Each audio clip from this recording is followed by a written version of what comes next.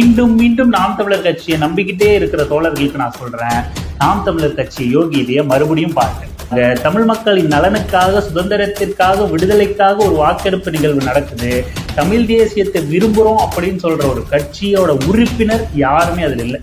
கட்சி தலைவரே ராமதாஸ், நிறுவனர் ராமதாஸ் அவர்களே அதில் பங்கெடுத்துக்கணும்னு நம்ம கேட்கல.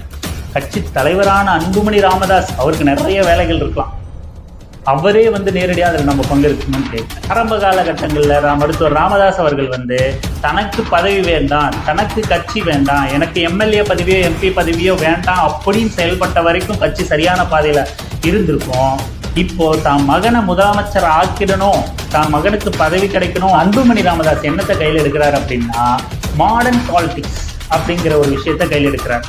கையில் எடுத்து என்ன பண்ணுறாருன்னா, இந்த எந்த சித்தாந்த கொள்கை ரீதியான அரசியலையுமே அவர் பேசி இது வரைக்கும் நான் ஒத்த மேலையில கூட கேட்டதுக்கு வேஸ்ட் மேனேஜ்மெண்ட்